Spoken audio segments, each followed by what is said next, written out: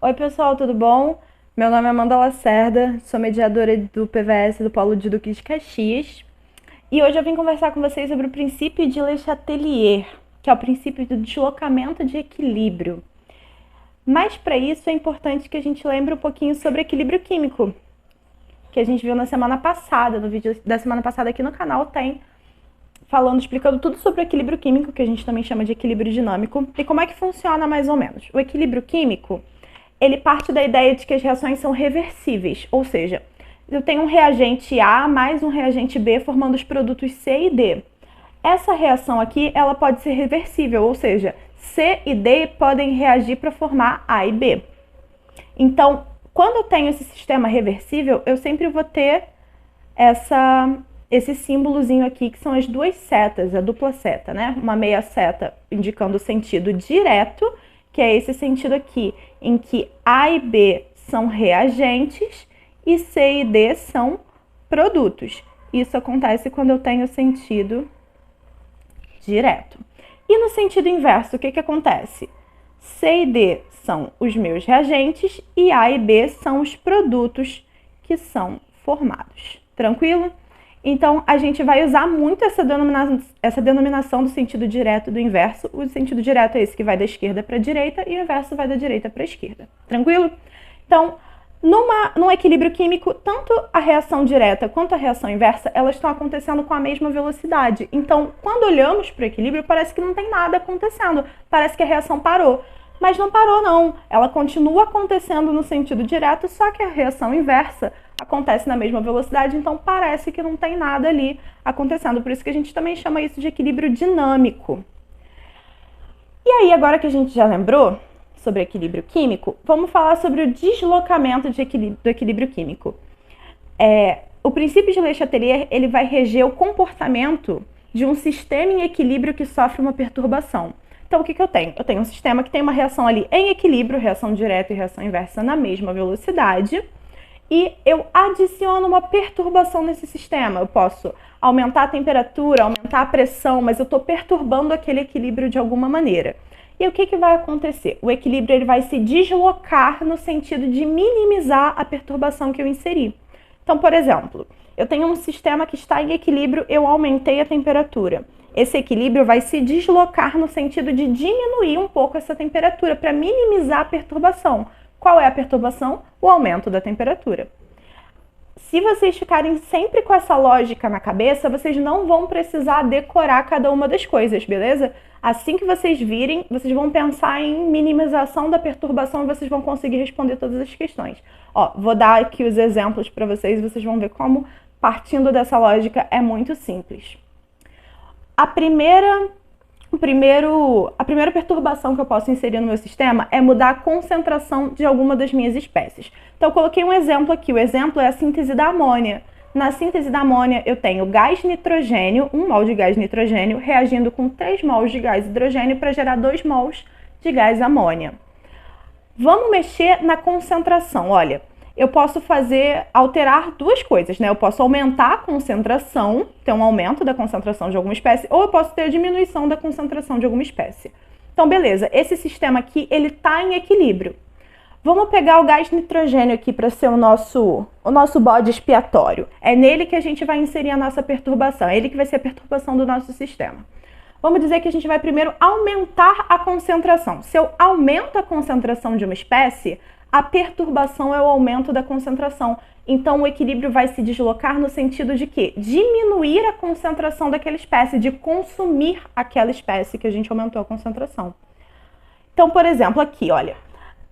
Se eu aumento a concentração do gás nitrogênio, aumento a concentração dessa espécie aqui, para minimizar essa perturbação, eu tenho que diminuir a concentração dele, eu tenho que consumir gás nitrogênio. E quando é que eu consumo gás nitrogênio? Quando ele é um reagente. Então, no sentido direto, o gás nitrogênio reage com o gás hidrogênio para gerar o gás amônia. Então, se eu aumento a concentração desse cara, eu vou deslocar no sentido direto a minha reação. Isso vai fazer com que eu diminua a quantidade de gás nitrogênio que eu tenho no meu sistema. Consequentemente, eu também vou consumir o gás hidrogênio, vou diminuir a quantidade dele, mesmo se eu não tiver colocado mais gás hidrogênio. Quando eu desloco o equilíbrio, eu afeto tudo que está acontecendo. Então, deslocar no sentido direto quer dizer o quê? Que eu estou consumindo mais desses caras aqui e formando mais do meu produto. E se eu fizesse o contrário? Ao invés de aumentar a concentração do gás nitrogênio, eu diminuísse a concentração do gás nitrogênio. Aí o meu sistema ia se deslocar no sentido de formar mais gás de nitrogênio. Então eu ia deslocar no sentido inverso. Então eu ia consumir mais amônia, ia diminuir a quantidade da amônia, ia formar mais gás nitrogênio e mais gás hidrogênio. Beleza? Então pensem sempre em função da perturbação. Sempre a ideia é minimizar a perturbação. Diminuir a concentração? Vou deslocar no sentido de formar mais daquele cara cuja concentração diminuir. Se eu aumentei a concentração de uma espécie, vou deslocar no sentido em que eu vou consumir mais daquela espécie que teve sua concentração aumentada. Beleza? Ok. Então, concentração foi. Qual é a próxima perturbação que eu posso inserir no meu sistema? Eu posso modificar a pressão em que se processa a minha reação. Para isso, a gente precisa entender um pouquinho melhor do que é a pressão dentro de um sistema fechado. Olha, aqui eu tenho dois sistemas fechados. E aí, vamos pensar nas substâncias nos seus estados físicos. O sólido, o líquido e o gasoso. A pressão, ela vai depender dos choques que as partículas que eu tenho dentro do meu recipiente realizam contra a parede do meu recipiente. Então, olha, as partículas elas têm uma dada energia cinética, elas têm um movimento, né? As partículas elas se movimentam constantemente. E aí, nesses movimentos, elas vão e, olha, se chocam contra a parede, se chocam contra a tampa, contra o fundo do recipiente. São esses choques que fazem essa força de dentro para fora, né? Essa força sobre uma certa área. Isso que é a pressão interna do meu recipiente. Então, a pressão vai depender da quantidade de partículas que eu tenho ali para me chocar. Só que nos sólidos, essas partículas estão presas umas às outras. Eu não tenho essa mobilidade toda. Nos líquidos, eu já tenho um pouco de mobilidade, mas elas não estão completamente livres para se chocarem com todas as paredes do meu recipiente. Isso só acontece quando eu tenho um gás. Nos gases, as partículas elas estão completamente dispersas umas das outras. Então, num gás, eu consigo ter essas partículas se movimentando aleatoriamente e se chocando contra as paredes do meu recipiente e realizando uma pressão sobre ele. Então, a pressão interna ela vai ter a ver com gases. Se eu não tiver gases no meu sistema, o meu equilíbrio não vai ser afetado por isso, tá bom? Pela mudança na pressão.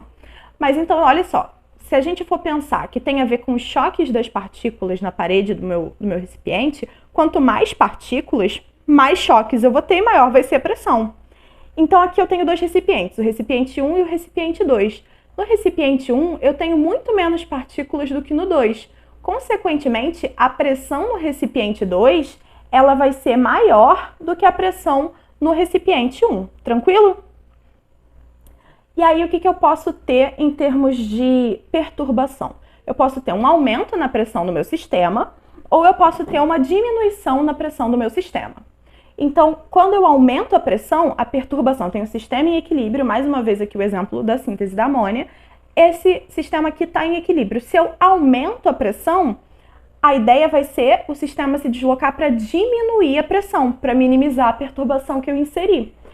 Onde é que a minha pressão vai ser menor? Onde eu tenho menos mols de gases. Então, o aumento da pressão vai deslocar o equilíbrio no sentido em que eu vou formar menos mols gasosos.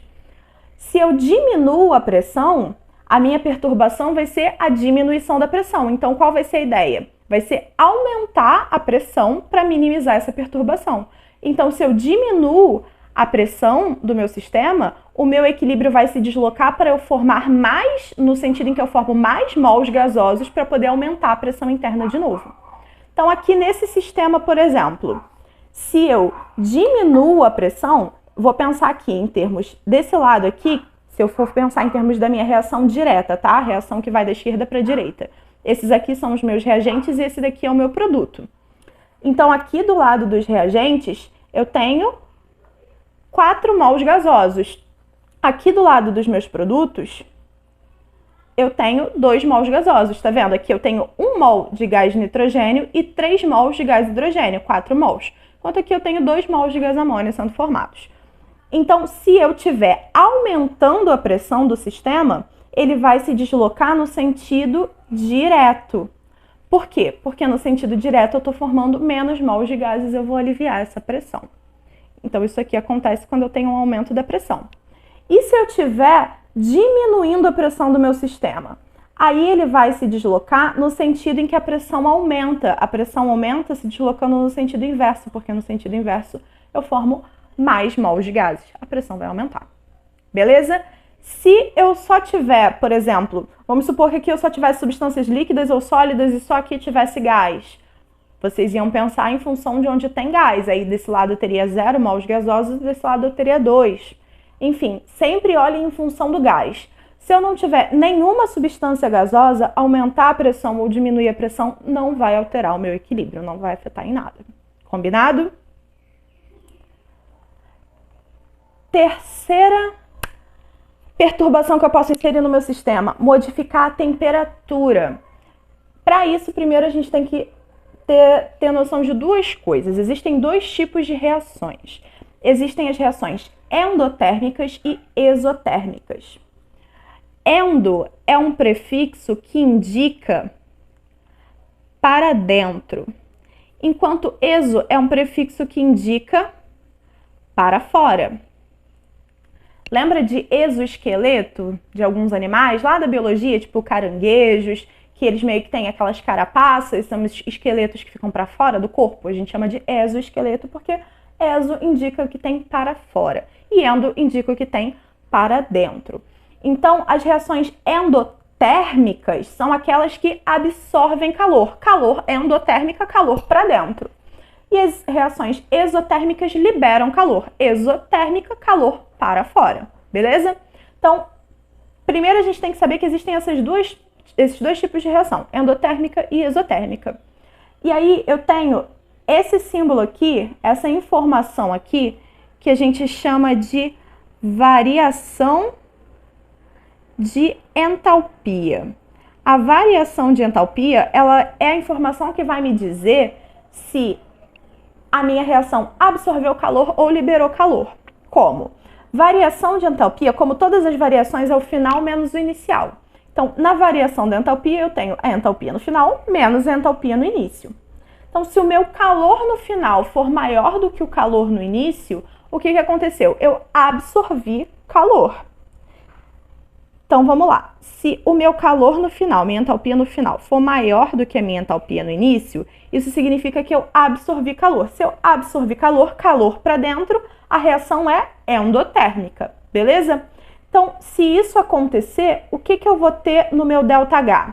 Olha, se o final é maior do que no inicial, se a entalpia no final é maior do que a entalpia no início, quando eu fizer essa continha aqui, o resultado vai dar um valor positivo. Então, para reações endotérmicas, onde o calor no final é maior do que o calor no início, a variação de entalpia é um valor positivo, é maior do que 0. Nas reações exotérmicas, eu tenho o contrário. O calor no final, ele é menor do que o calor no início, porque eu liberei calor, eu botei calor para fora. Exotérmica, calor para fora. Então, se na hora que eu for calcular aqui minha entalpia, esse valor aqui for maior do que esse, na hora que eu fizer o cálculo, o meu resultado do ΔH vai dar um número negativo. Então, a minha variação de entalpia vai ser menor do que 0. Então, beleza. Eu sei duas coisas, que eu tenho as reações endotérmicas, que absorvem calor, e as exotérmicas, que liberam calor. Nas reações que absorvem calor, a minha variação de entalpia é maior do que 0. Por quê? Porque o meu calor no final é maior do que no início. Nas reações exotérmicas que liberam calor, a minha variação de entalpia é menor do que 0, porque o calor no final é menor do que o calor no início. Tranquilo? Então, entalpia positiva endotérmica, entalpia negativa exotérmica. E por que isso é importante? Porque isso vai ser crucial para eu saber qual reação eu vou favorecer se eu tiver uma mudança na minha temperatura. Num equilíbrio químico, eu tenho a reação direta e a inversa. Uma vai ser endotérmica e a outra vai ser exotérmica. Então, se eu aumento a temperatura do sistema, o que eu vou fazer? a minha perturbação é o aumento da temperatura. O meu sistema vai buscar diminuir essa temperatura. Como é que eu diminuo essa temperatura?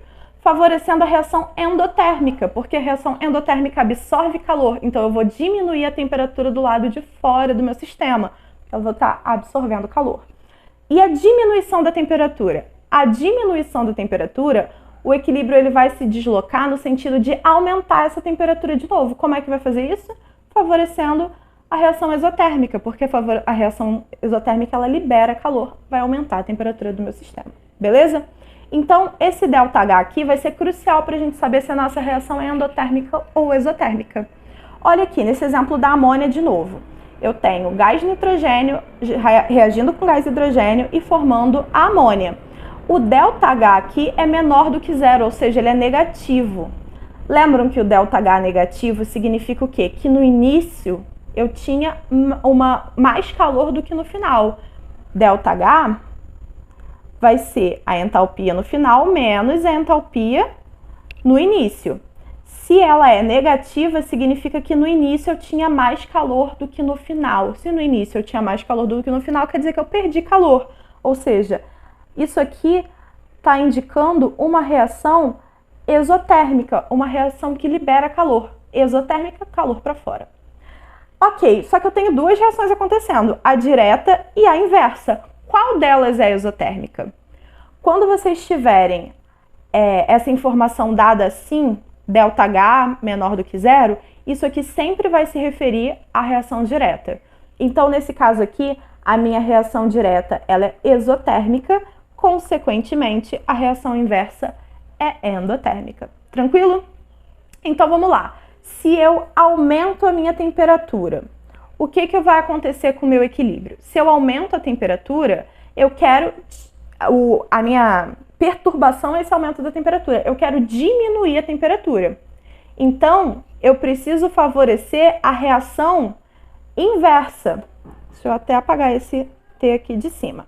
Se eu aumento a temperatura, eu preciso diminuir a temperatura. Então, eu vou favorecer a reação que vai absorver calor, que vai tirar calor do meio e vai diminuir essa temperatura. Então, no aumento da temperatura, eu favoreço a reação inversa. E se eu diminuo a temperatura, eu vou favorecer a reação direta, porque ela vai liberar calor e aumentar a temperatura daquele meio. Beleza? E um final, só uma observação, catalisador. Essa é mais uma perturbação que a gente pode inserir no sistema? Mais ou menos. A inserção de um catalisador é sempre uma pegadinha, tá? Então, se vocês tiverem uma reação, virem lá uma questão de princípio de Le Chatelier, deslocamento de equilíbrio, tiver lá um catalisador sendo inserido, para onde vai ser deslocado o equilíbrio quando eu vou inserir o meu catalisador? É pegadinha 100% das vezes. Olha, o que o catalisador faz? Ele aumenta a velocidade de uma reação. Tá vendo aqui esse eixo do meu gráfico? Esse eixo aqui é o eixo da energia. Então, à medida que eu estou subindo aqui, a minha energia está aumentando, tranquilo? Olha o que acontece na minha reação. Eu tenho os meus reagentes com certo grau de energia. Eu preciso aumentar muito a energia para a minha reação acontecer e depois essa energia diminuir para gerar os produtos. Tranquilo? Isso aqui a gente chama de energia de ativação. A energia de ativação é a energia mínima que eu preciso para a reação acontecer, tá?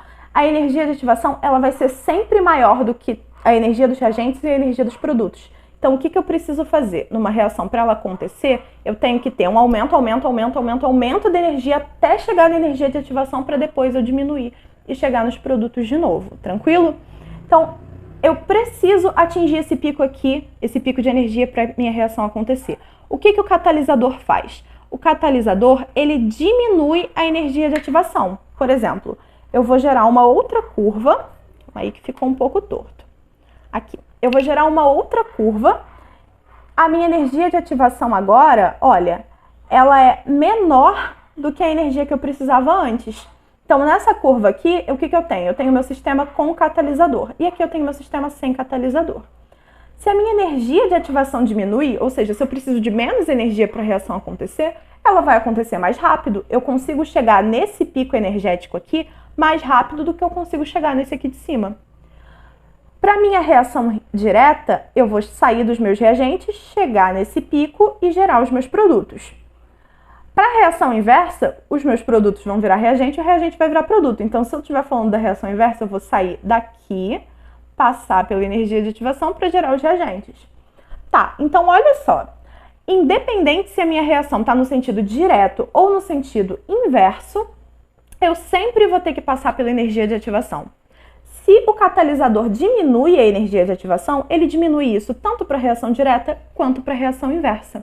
Então, eu vou aumentar a velocidade da reação tanto no sentido direto quanto no sentido inverso. Então, aqui, essa velocidade aqui, a velocidade do sentido direto, vai aumentar. E a do sentido inverso vai aumentar na mesma proporção. Então, o catalisador, ele não vai influenciar em uma reação ser mais favorecida do que a outra, um sentido ser mais favorecido do que o outro, porque a velocidade vai aumentar igualmente nos dois sentidos.